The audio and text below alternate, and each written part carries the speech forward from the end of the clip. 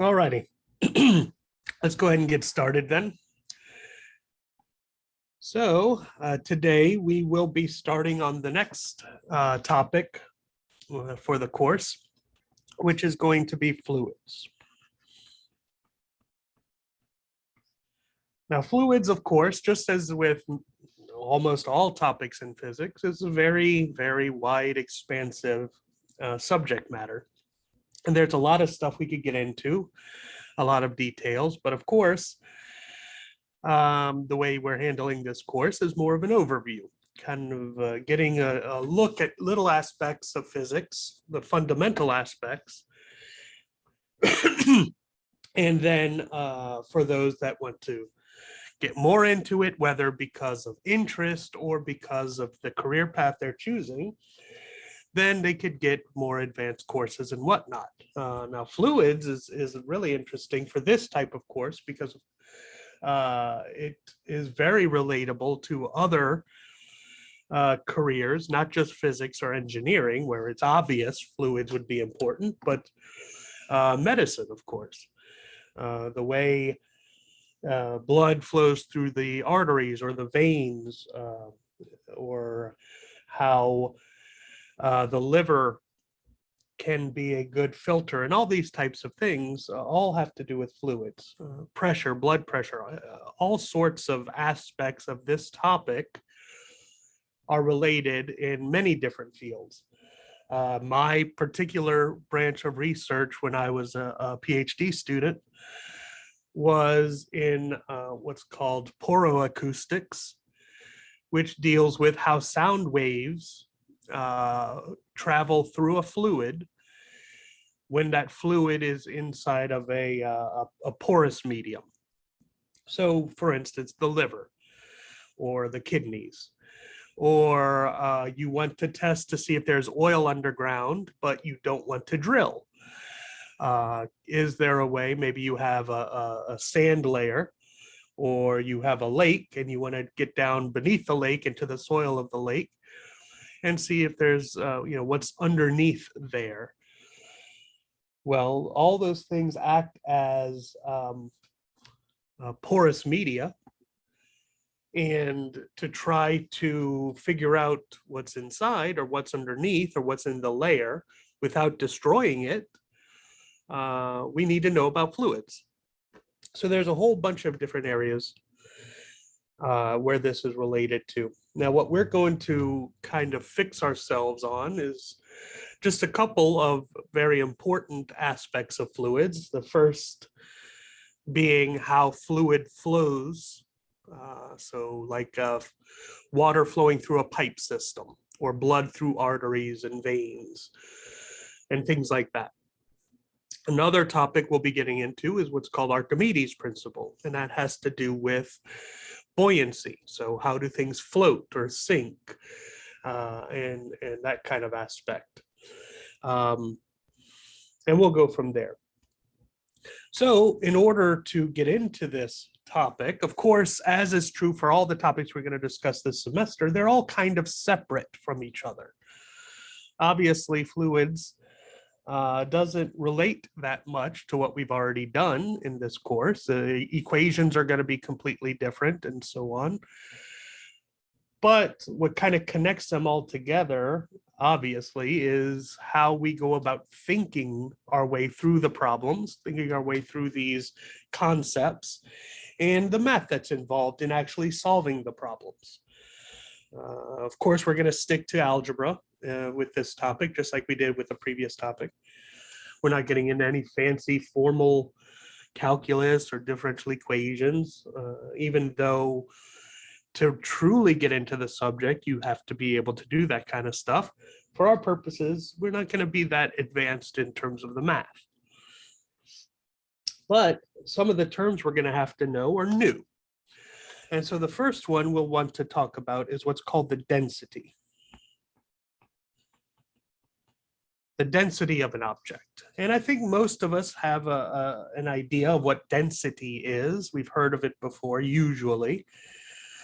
And the density, first of all, its variable is the Greek letter rho.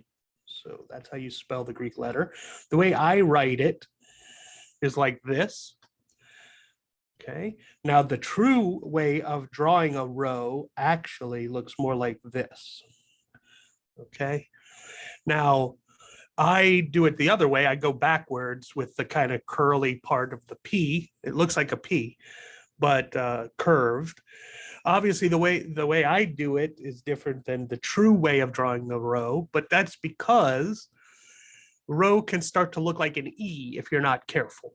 Okay. And so I just draw my rho like a P, but I just kind of curl the end of the stick part of the P backwards. And so just so you know, if you go look at what other people do, the way they write the letter rho is different. They're writing it correctly. I write it incorrectly, but it's my own formalism. It's how I write things, so I don't confuse myself or other people when they're trying to read what I'm doing.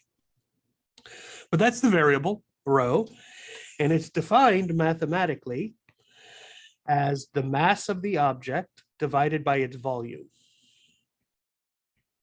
Okay, so mass over volume.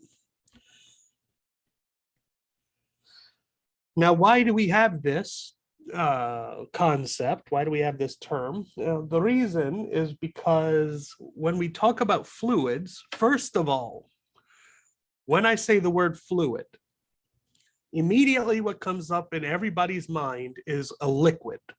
Okay, and that's natural. But fluids are more than just liquids. Fluids are liquids and gases. Okay, so if you're talking about the air in the atmosphere, that's a fluid. So don't confine yourself when we talk about fluids in terms of physics to just think we mean liquids. Of course, liquids are fluids, but so is gas. Okay. Now, when we talk about fluids, it turns out that the mass of an object is not the critical aspect, because you can think about it like this. Let's say we have a body of water, a pond, okay, or a lake. Let's say a lake, a big body of water. And I have a big, huge, heavy ship, and I have a small rock. The ship, of course, has the greater mass. The rock has the smaller mass. And then I also have a piece of ice, which is even less mass than the rock. And I put all three in this lake. Well, the piece of ice floats, but you say, oh, well, that's because it's got a small mass. Something heavier would sink. And in fact, you throw the rock in, the rock is heavier than the piece of ice, and it does sink. But then you put the ship in, which is heavier than the rock, and it floats. And so now we have this kind of contradiction, this weird thing where the mass of the object doesn't seem to play a role in whether the object sinks or floats. Our mind, our intuition would say a heavier object would sink and a lighter object would float. Because in general, when we deal with liquids, that is true. And in fact, when we deal with a fluid like air, well, people sink in air. That's why we're not floating up into the sky. But a helium balloon floats. Well, a helium is lighter than air, and people are heavier than air. So you would think that it's the mass of the object which tells you whether an object would float or sink, but it's not. However, what is true is that the mass does play a role. It's not the mass by itself, which is important, but rather this thing, this characteristic, which we call density. It's the density which tells you whether an object would sink or float. And what the density is, as I show here, of course, is it does have to do with the mass, but also how is the mass distributed? If you have, 1 kilogram of an object, and you make the object this big, and you put it into the lake, it'll sink like the rock. But if you have that same 1 kilogram, and you spread it into an object that's this big, and you put it into the lake, it's going to float. So just the fact that it's a kilogram is not important. but it's the combination of the fact that it's a kilogram and how big it is. So it's the density. And the determining factor of whether an object would sink or float in a liquid or a gas is its density. And the rule is this, is quite an easy rule. Things sink if the density of the object is greater than the density of the fluid.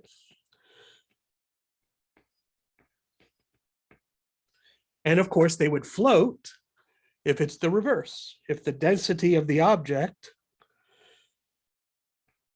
is less than the density of the fluid, then the object will float. Okay.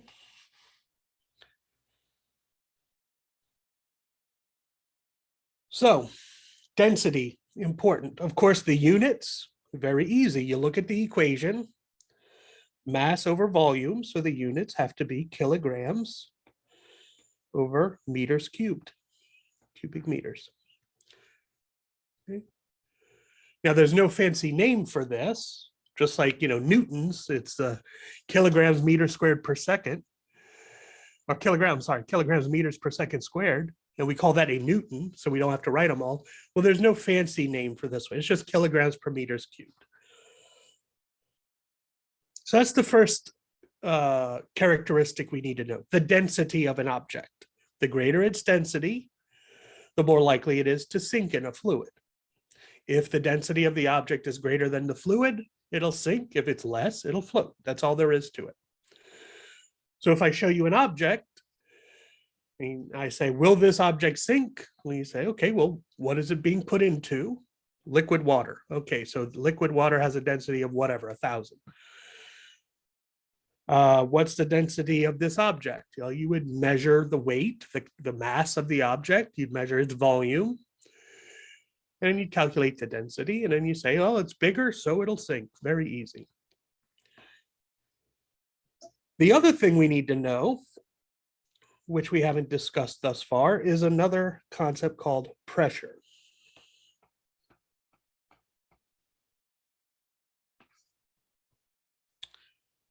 The pressure in a fluid. Of course, this is also important in thermodynamics when you talk about the ideal gas law and all that kind of stuff. You talk about the pressure of a gas.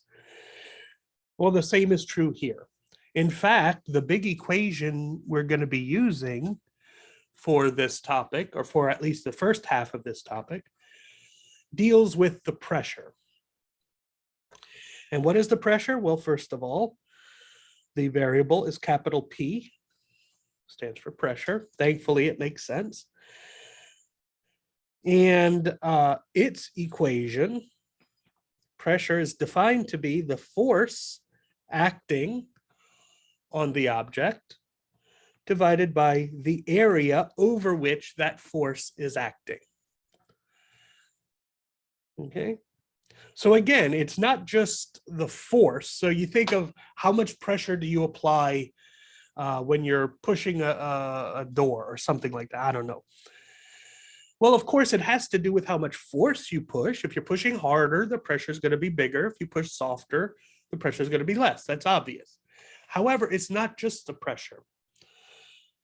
And one way of thinking about it is this. If you think about your finger, so you take your little fingertip, let's say, there's part of my finger.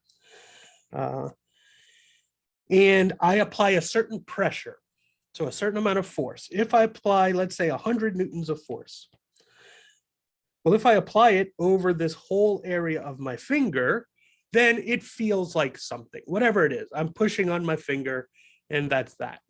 But if instead I take the same force and I apply it only to a very, very, very small part of my finger, let's say I'm using a pin or a needle, the same amount of force, but now applied to a very small area, now I actually stab my finger and the object goes through my finger, let's say. Well, that's the difference between the force versus the pressure. I can have the same amount of force applied to a very large area and you really don't feel it. Versus if you have the same amount of force on a small area, now you feel it a lot stronger. Another example people usually use are the bed of nails. If you have a plank of wood, here it is on its side, and you have one nail sticking out of it, and I tell you to lay down on it, you better not do it because you're going to stab yourself. All your weight is pushing down on this one nail. Well, obviously it's going to go through you. However, if I have a whole bunch of nails and I say to lay down on that, well, now all of a sudden it's not such a big deal. You could lay down on this bed of nails and it won't stab you. It just feels like you're laying down on a piece of wood or something. Because all of your weight is now not is distributed across all of these nails, a bigger area, rather than a single pinpoint where now the nail can go through you. So that's pressure. The units of pressure is, of course, force per area is newtons per meter squared. And that does have a fancy name. It's PA, which stands for pascals.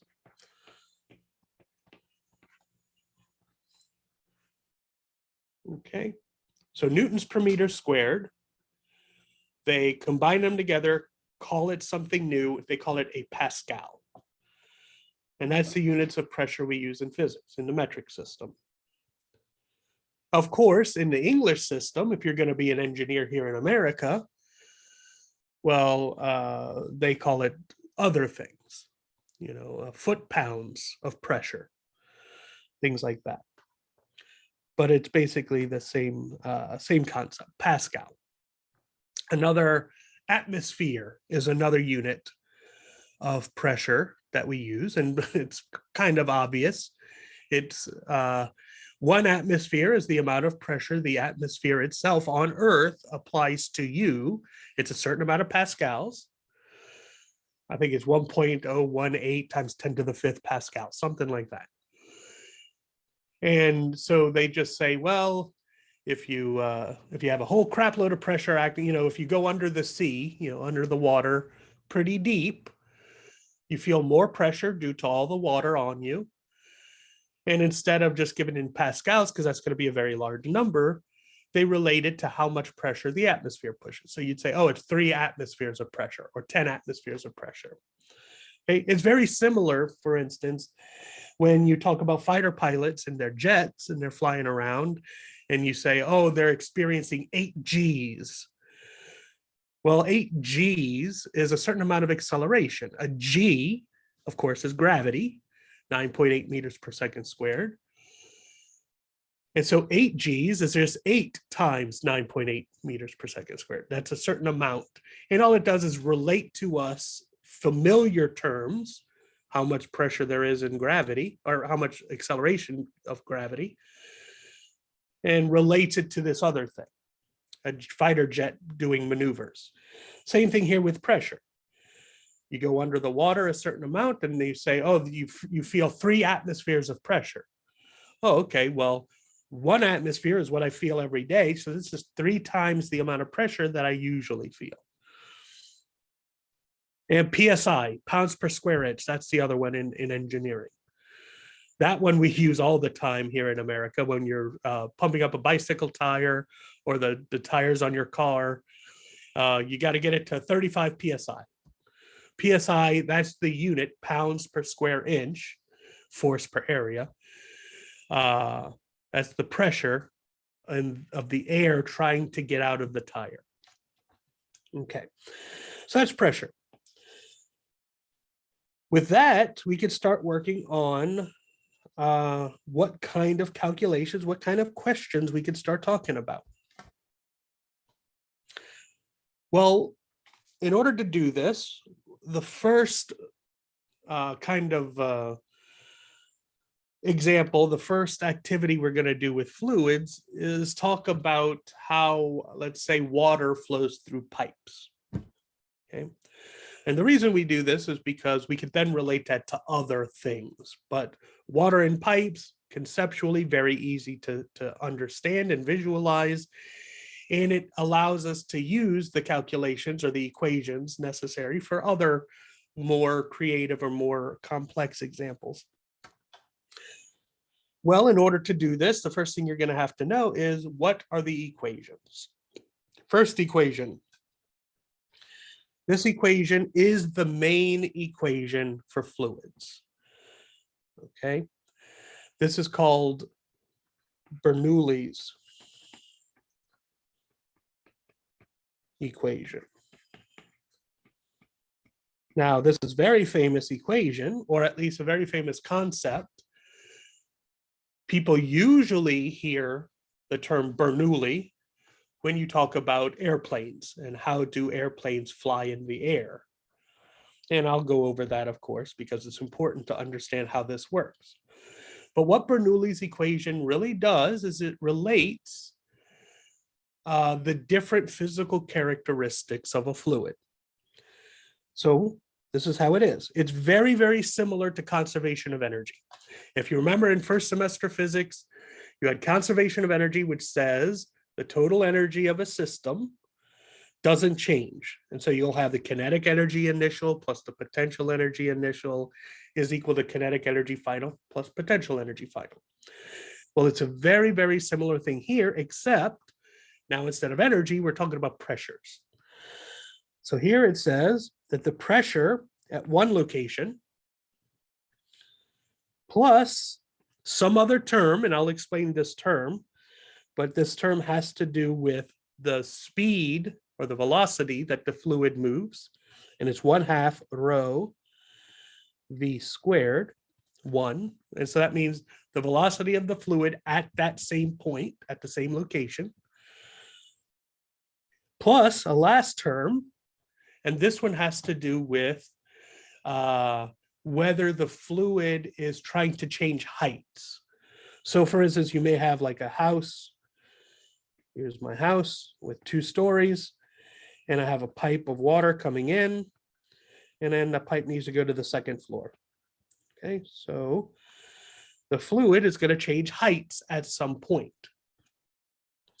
Well, this term that I'm about to write deals with that, and it's rho g, of course, 9.8, that's the same little g, times h, the height of the fluid. Where is the fluid relative to some 0 point? And I call that h1 because, again, we're at the first location. So all of that stuff added together, all of that stuff added together, you can think of it as like the total pressure of the system at the first location. It's the pressure felt plus how is the pressure changing due to its speed plus how is the pressure changing due to its height.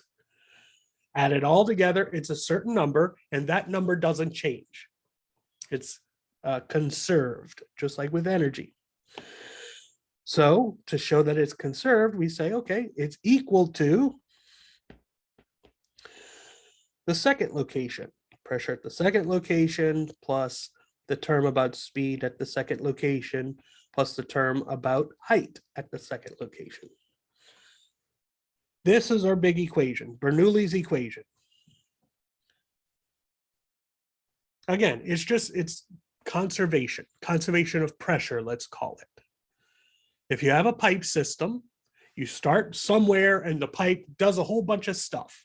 Maybe it gets bigger or smaller, it constricts, it goes up to the 2nd floor, goes down to the basement, whatever it does, and then it ends at some other location.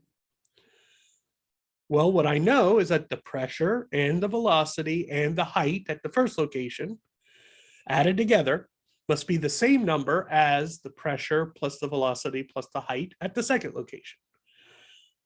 And I use that fact to then try to solve for something. Maybe I want to know, how does the pressure change? So in other words, maybe I'll increase the pressure in my fluid by a certain amount. Or what will be the speed of the fluid over here at this second location? Or whatever the case may be. A lot of times this is used, for instance, if you're building a house and you want to make sure you get good water pressure in the shower on the 2nd floor. And the question is, well, how big of a pipe should I be using? How much should I constrict the pipe, or whatever the case is? Or how big of a pump do I need at the beginning to pump the water up that high and make sure that the shower will, send out a good water pressure for the people using it. This is the kind of equation that allows us to do it. Now, one big important thing here that I'm going to discuss is this part of it right here. This part, and of course this part here, deals with the velocity of the fluid.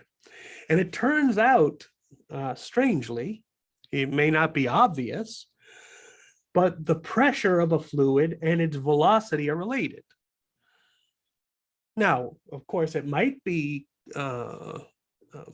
intuitive to think that if you have a higher pressure acting on a fluid, it's going to push it harder, and so it should speed up. So, of course, pressure has something to do with the speed of the fluid. But let's look a little bit closer. Let's do it this way. Bernoulli's equation. As I said, usually people hear Bernoulli's equation or the Bernoulli effect when you talk about airplanes flying in the air. And of course, the big question is, how in the world can a heavy airplane with 300 people in it and all the suitcases and all the fuel and all of that stuff possibly float in the air? Because of course, if you take its density, as I said before, if you look at the density, if the density is greater, it'll sink. If the density is less, it'll float. Well, obviously, the density of an airplane is a lot bigger than the density of air. So it should sink. It should stay down on the ground. Yet, somehow, by moving the airplane, by making it travel fast, it can somehow defy gravity, seemingly, and fly through the air. Float in the air, it looks like. And the question is, how does this happen? Well, I'll go ahead and try to explain it. First thing you need to know is this kind of pressure relationship with velocity. It turns out that when you have a fluid moving faster, okay, its pressure is smaller. And one way of looking at it, if you don't believe me, is you could take this equation and say, okay, first of all, my fluid will not change heights. So I don't need the rho GH terms. So I'll say P1 plus 1/2 rho V1 squared equals P2 plus rho G, not rho G, sorry, 1/2 rho V2 squared. And I'm saying this number, when I add these two things together, I get a number, say it's 100. That better be equal to the right side. When I add those two things together, it should still be equal to 100. But what can change is maybe the velocity gets bigger and the pressure gets smaller, or the pressure gets bigger, the velocity gets smaller. However it changes, it must equal the same thing. So if I look at this and I say, okay, the left side is constant, it's some number. Now the right side, if I make my velocity get bigger, oops, that means this term over here is now a bigger number, which means this term has to be smaller. So that when you add them together, you get the same number as before, right? It's like, okay, if this is 100 is equal to X plus Y. And so we found out, oh, that's easy. This is 50, and this is 50. But then I say, no. Now I'm going to make Y bigger than it was before. Now Y is 60. Well, if Y is 60, now X has to be 40. So that 40 plus 60 is still 100. So if you increase one, the other has to decrease. If I increase the velocity, the pressure has to decrease. If I decrease the velocity, if I move slower, the pressure has to increase to compensate. So there's your proof.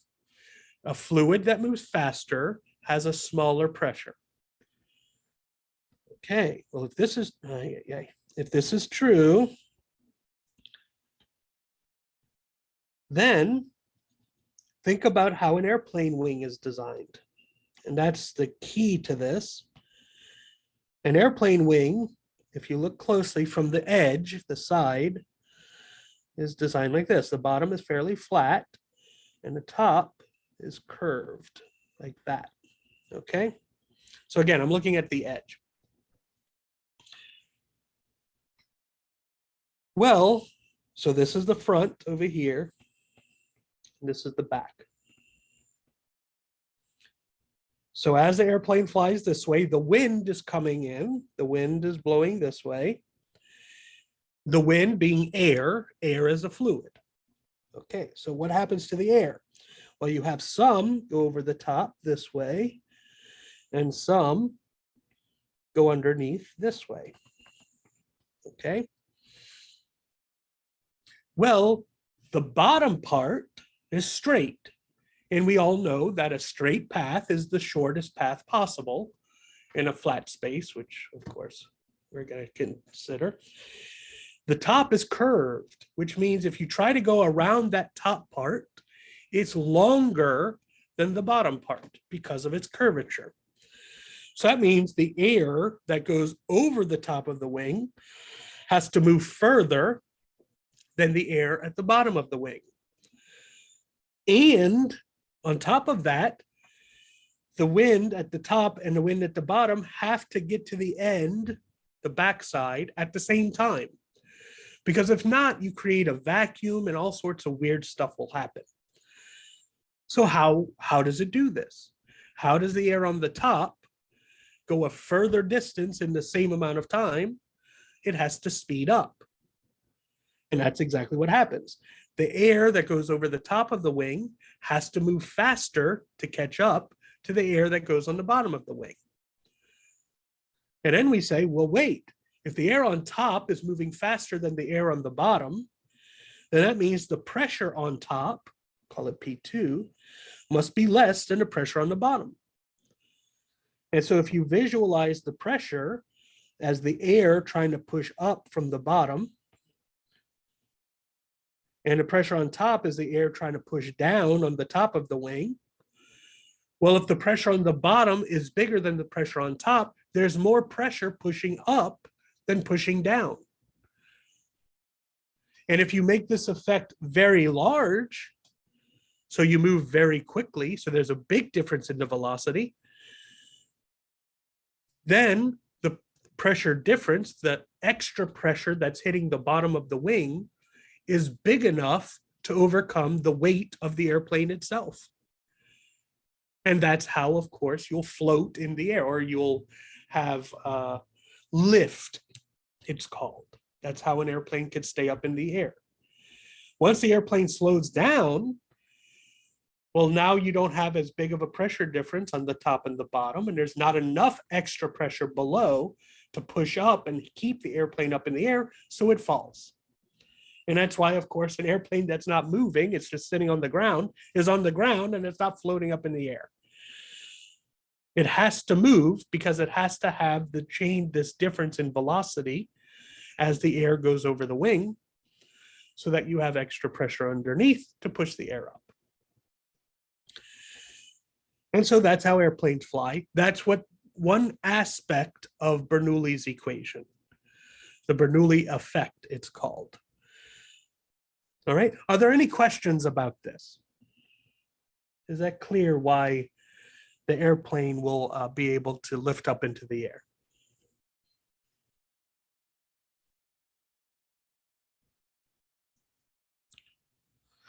And it's a straightforward concept from this equation.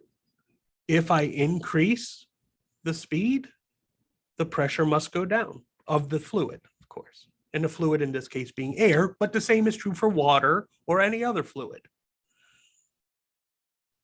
All right. So what else is there? Well, are there any questions? Wait, so with a plane, when you pretty much what you're saying was keeping the plane up in the air. Once the plane starts using its speed and it starts to pull the throttle to go up, the pressure is actually also helping the plane push the plane more up and up in the air until it's in the sky. So what about when it's landing? how does that work? How does that work? Is the pressure roles reversed, such as like you see on the diagram, the pressure of P2 is greater than the pressure of P1, which helps it go down?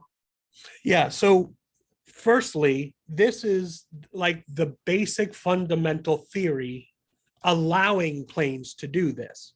Now, planes don't just purely act with this. They're way more complicated. They have flaps and they have other ways of being able to manipulate how high or low they go. For instance, they could tilt where, instead of the wing being shaped and perfectly straightforward, if they tilt the nose of the airplane down, now the wing is this way instead.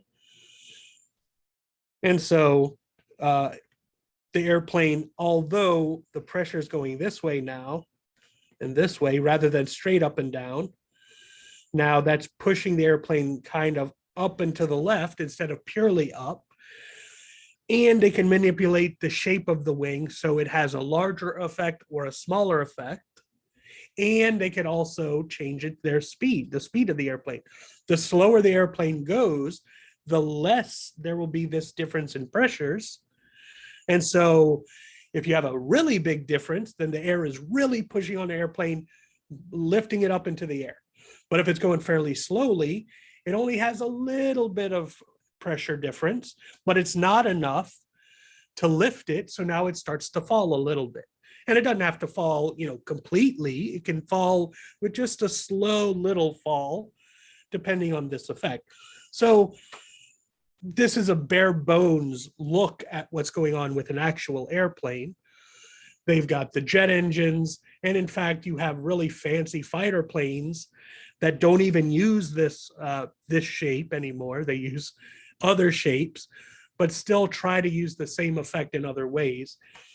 But just as a theoretical basic look, what allows for airplanes to fly is this effect. They then modify the effect by, like I said, having the flaps on the wings, extending the wings. Maybe the back of the wing will have like a piece that goes up instead of perfectly flat back down, and that pushes down on this side over here, which all of a sudden makes it want to rotate. All sorts of fancy stuff can go on. But at the end of the day, if you want to think about it bare bones, the airplane can, if nothing else, if it's just purely a fixed solid wing, the airplane can affect whether it rises or falls based on how fast it goes. If it moves too slowly, it'll start to fall. If it moves too quickly, it'll start to rise. And that's also kind of the effect of rockets out in space. If you have a rocket orbiting the Earth, well, it's orbiting the Earth and it stays at the same height. But if it wants to get further from the Earth, if it wants to go up, what does it do? It speeds up. It fires its rocket, and that makes it go further away from the Earth. If it wants to come back towards the Earth, it fires a rocket the other way to slow it down, and that makes it come closer to the Earth. Same thing with an airplane. If it goes, if it has an engine or whatever it is to propel it, if it goes faster, it'll go above, it'll go higher into the air. And if it slows down, it'll start to fall lower in the air. At the end of the day, you will never have the top pressure being bigger than the bottom pressure. What you will have is the bottom pressure being slightly bigger than the top, but not so much as the gravity, which is always there. I haven't drawn it in this picture, but remember, there's also gravity sitting here pushing down on this plane. So if that upwards pressure from the bottom is not big enough, then it can't overcome the gravity which is there. So gravity will win and it'll start to fall. But still, the pressure on top will always be less because the air going over the top will always be at least equal to, if not faster than, the air on the bottom. Okay, so does that make sense? Yeah, that makes sense. All right, cool. Any other questions about this?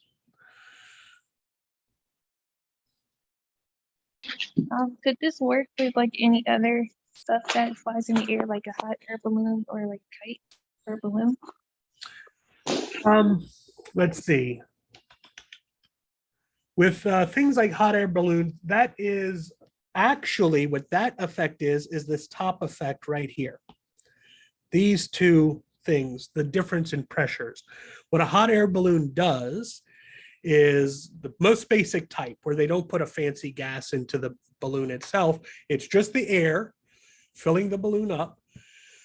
Well, and you turn it on and the flame heats up the air inside of the balloon. It turns out that hot air has a lower density than cold air. And of course, one of the reasons is because when you heat something up, it gets bigger. And so less air fills up the inside of the balloon when it's hotter than cold air. If you have cold air, you need a whole lot of air to fill it up. If you have hot air, because it increases the volume of the gas, you don't need as much air. And so you have less air in the same amount of volume. The density is now smaller. And so the density of the balloon is smaller than the density of the air. And so you'll float. So that's kind of the principle of a hot air balloon. And that's why it's called a hot air balloon. The key is heating up the air, because heating up the air will change its density. This effect, the Bernoulli effect, is all about manipulating the shape of an object, its aerodynamics, to cause pressure differences between one side and the other. Now, of course, there are pressure differences in the hot air balloon too.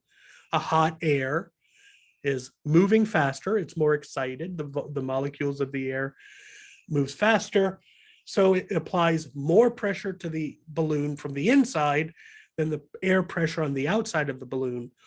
But all that effect does, it doesn't make it necessarily rise or fall as much as it inflates or deflates the balloon, kind of a thing. It stops the atmosphere from squeezing the balloon and emptying the air out of it. If you have an actual balloon and you blow it up with your mouth and you let go, the air pressure, the atmosphere, pushes on that balloon and squeezes all the air out of it. But if you can find a way of having the air inside of the balloon at a very, very high pressure, by heating it up, let's say, then the air pressure of the inside of the balloon is bigger than the atmosphere trying to squeeze it shut, and so it'll stay inflated. Okay, but yeah, this Bernoulli thing is not just for airplanes, and there are different shapes you could use as well. And in fact, some of the things you can do, for one thing I've always shown when we're in class, is if you take a sheet of paper, and I'll draw it kind of from the side. If you hold, so here's my sheet of paper. Okay, there he is. Now, if I hold it here and here, and now I look at the edge, and I hold it up kind of to my mouth, it'll bend down like this, right? So I'm over here, here I am, here's my mouth. And if I blow air, so let me make it a little bit neater. If I blow air over the top of this paper, okay, then what's going to happen is you're going to find that this rises up and becomes straight rather than, falling down like it would naturally because of gravity. And why does it do it? Well, because the air underneath the paper is just sitting there, not moving, but I'm blowing air over the top of the paper. And of course, generally speaking, the air is kind of sticky, let's call it. It wants to follow the shape of the paper. And so you'll have some of the air kind of go downwards with the paper. And what you have is the air over the top of the paper, which is a bigger distance than the air underneath. You have much faster air on top than below. Faster fluid means less pressure. More pressure is underneath this paper, so it pushes up on the paper, lifting it up into the air. So that's another effect you can do yourself without needing a big old airplane to do. You just get a sheet of paper, put it up to your lips, holding it at the two corners. Of course, the far away side of it is going to bend down like that because of gravity. It's not sticking straight out. But then blow over the top, and you'll find that the edge or the far end of the paper starts to lift up. And again, that's another way of seeing Bernoulli's effect. The faster fluid, the air you're blowing is faster than the air underneath, which means it's got less pressure, which means more pressure is under the paper, which is pushing up on the paper, lifting it. Now, the last thing I want to show you before we go, because it is the end of the class, is the last equation. The first big equation, of course, is this one, Bernoulli's equation itself. But we need one other equation to go along with it to solve all of our problems. And this equation is called the continuity equation. So we have Bernoulli and we have continuity equation. And what this equation says, and we'll go over it next time in a lot more detail, but basically, if you have a fluid moving through a pipe, if you change the size of the pipe, it'll change the speed of the fluid. So as an example, if you have a pipe like this and you've got water flowing through, and then you constrict the pipe down to a smaller version, and the water still needs to go through, well, what happens?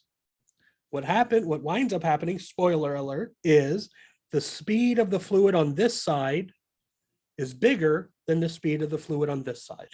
The water speeds up as it tries to go through this system. And what the equation says is A, which is, if you think of the pipe, as a circular pipe, the cross-sectional area of the pipe, pi r squared, in the first location, times the speed of the fluid at that location, is constant. Thus, it equals the area of the pipe at the second location, over here, let's say, times the velocity of the pipe at that second location. Very easy equation. So if you constrict a pipe, the fluid in the constricted part moves faster than the fluid in the bigger part. How do you know? If you've ever gone outside with a hose and you put your thumb on the end of the hose and you see that all of a sudden the water shoots further than it was before, the reason is because you've constricted the hose at the end, made it a smaller hole for the water to come out of, so the water speeds up to get out, and so it can fly further than it was before. Okay. Now, I'll talk about this in better detail to kind of give you a intuitive reasoning why this happens, or a conceptual view, but it's the combination of this guy, because what this is going to allow us to do is figure out what will be the velocity of a fluid in the second location, to be able to use Bernoulli's equation for when we have a whole pipe system. Something like you have a pipe, it's this big, water's flowing through it with this velocity, then that pipe goes up to the second floor and constricts to this new size. What's the pressure difference? That's kind of a basic example of the type of question we're going to be able to solve. In order to do it, we would need to know what's the velocity in the second part of the pipe when it's upstairs. To do it, we use this equation, continuity.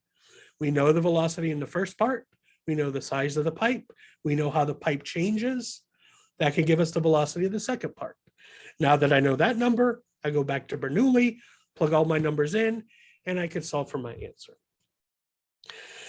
So that's this first half of fluids. Everything is right there. Bernoulli's equation, continuity equation, and then just realizing that sinking or floating has to do with the density. The bigger density will sink, lighter density will float. All right, so obviously we're out of time. We will continue next time getting more into it and start doing some examples. But note on Canvas, I did post, I think, last year's recorded lectures. So if you want to kind of look ahead and see what's going on, be prepared for next class, you could go ahead and watch those. And I think the practice problems and solutions are also posted. So if you want to start looking at what do the questions look like, that's fine. Of course, there's no homework yet because we haven't gotten deep enough into this to start, but at least you could start looking at stuff when you have some free time.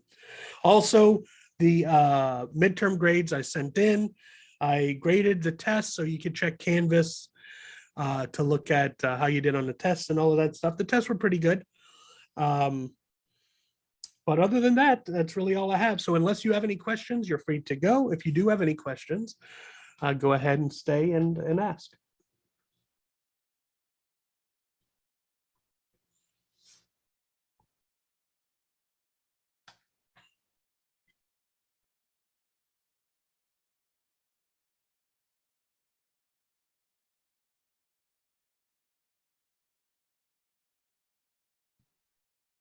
I had a question.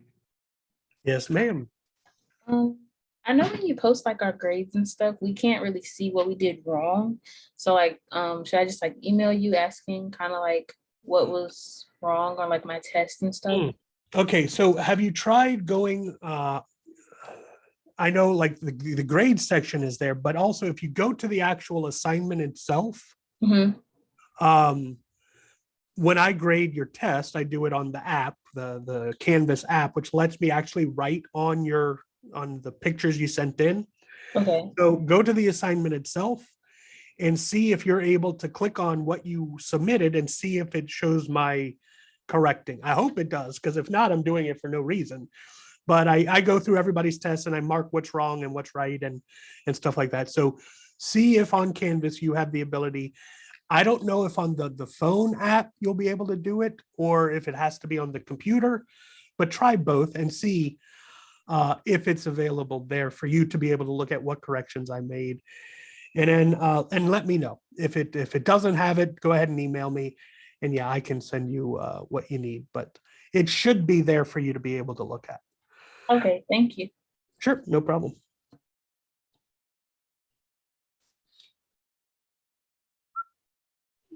I have a question also. Sure, what's up? I just wanted to know if, okay, so is the test like weighted more than the assignments we do? Yeah, so by the end, now remember the way Canvas's grading stuff works, since I don't have all the grades in, the weightings may appear weird, but I have set the weights on Canvas to be every test, the assignment or the homework, and the final exams, everything is 20%. So I'm assuming we're going to be doing 3 tests. So each test is 20%. The final exam will be 20%, and the total averaged homework grade will be 20%. So I have everything equally weighted. If right now, when you actually look at the grade as, calculated by Canvas, if that makes sense, it may not, just because it doesn't actually have every grade to be able to weight. But by the end of the semester, definitely, they will all be weighted equally. Okay, thank you. Sure, no problem. I had the same question that Elena asked earlier, but can you give like just a little fluke assignment, because the midterm took my grade to 88 and I really want an A in the class again, but I also don't want to be dependent on just the homework grades. Okay, so you don't want more homework assignments, you want a different type of. Well, something that can bring it up. The only reason I said not homework assignments is because I know, like, from last semester in your class and this semester, since the homework is like my first like real introduction into doing the problems on my own, I don't make it's not that I don't make good grades, but I don't know if it's going to be enough to bring it back to an A.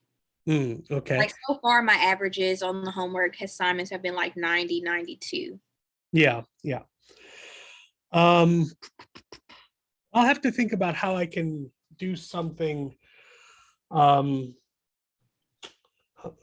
I can do, because I can't really give an assignment on the material after the test, because now we're on new material and you don't want to have confusion there.